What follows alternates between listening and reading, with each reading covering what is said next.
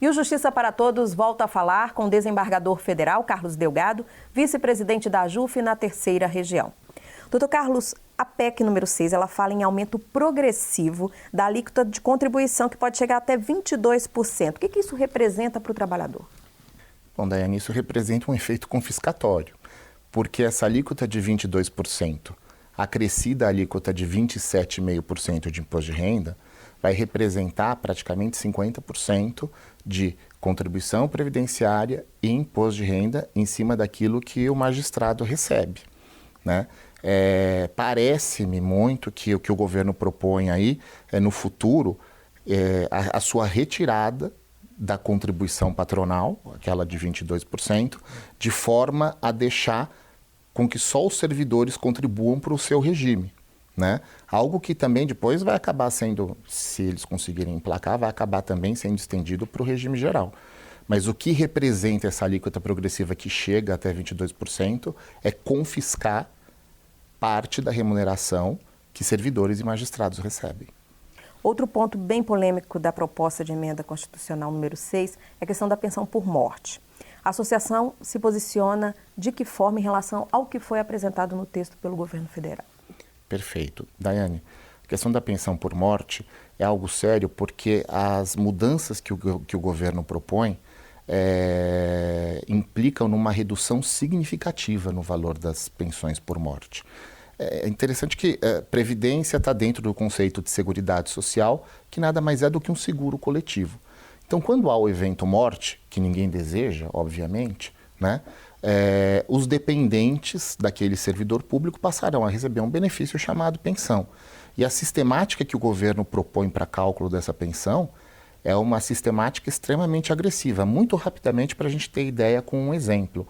Um servidor que tenha 20 anos de contribuição, por exemplo, e tem aí uma remuneração de R$10 mil, pela proposta do governo, se ele vem a falecer na ativa, a pensão para a esposa dele será uma pensão de R$3 mil. Enquanto hoje, pela sistemática de cálculo atual, essa pensão giraria em torno dos R$ 8.600. Então, é algo extremamente agressivo e algo que agride o direito dos servidores públicos. Benefício de prestação continuada. Eu queria que o senhor explicasse o que o texto traz e de que forma que a AJUF se posiciona, opina com relação a isso. Esse é um benefício que entra aí nas contas do governo, mas é interessante que se diga. Benefício de prestação continuada é um benefício que se paga a quem tem necessidade. Ele não depende de contribuição. É pago ao idoso ou à pessoa deficiente que tem aí um impedimento de longo prazo que não permita a ela trabalhar para prover o seu sustento e não tenha quem o faça, né? E é interessante por quê? Porque assistência social está fora do conceito previdência social. Então, quando o governo mistura tudo na mesma conta, ele já comete uma falácia e, com isso, ele passa uma informação equivocada para a população. Essa é uma opção constitucional que o Brasil fez por assistir aqueles que necessitam. O INSS gere isso, mas não dá para dizer que os recursos saiam da Previdência, porque o que sai da Previdência é aquilo que se contribuiu, né? E neste aspecto também há uma agressão muito grande, por quê? Porque a Constituição diz que não pode ter nenhum benefício, e aí tanto previdenciário quanto assistencial, de valor inferior ao salário mínimo. Enquanto que o governo propõe que, no caso dos idosos, abaixo de uma determinada idade, esse benefício seja equivalente à metade de um salário mínimo. Se a gente já tem a ideia de que o salário mínimo não é suficiente para a manutenção ou custeio de alguém, quiçá pela metade. E é um texto a ser discutido pela sociedade, né, doutor Carlos?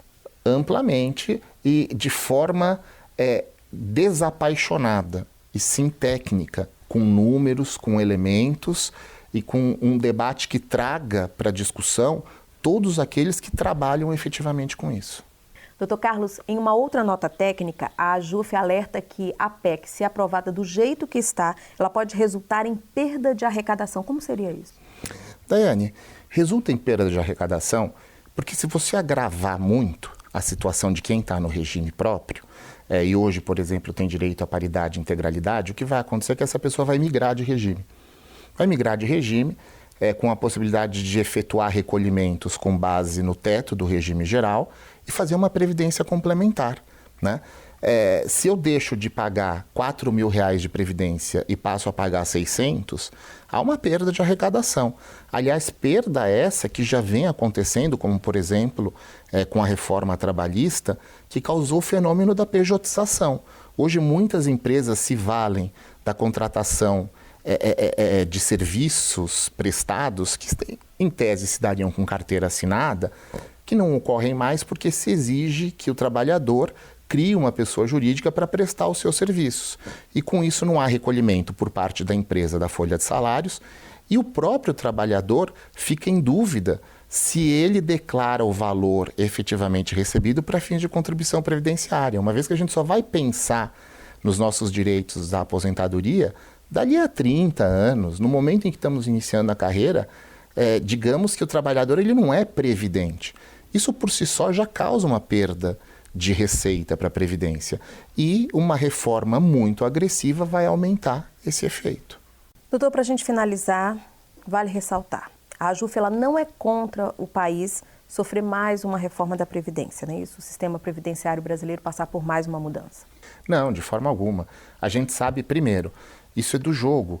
E dentre os riscos que a Previdência Social cobre, está incluída a velhice. E a expectativa de vida do brasileiro, ela vai mudando de acordo com o tempo. Então se faz exigível que de tempos em tempos, para que haja uma adaptação, a gente reveja os conceitos que norteiam a Previdência. O que a AJUF é contrária é a realização de uma reforma da Previdência extremamente agressiva, que confisca direitos dos cidadãos, dos servidores públicos em especial e, como a gente pôde ver quando tratamos aqui do BPC, inclusive daqueles mais carentes.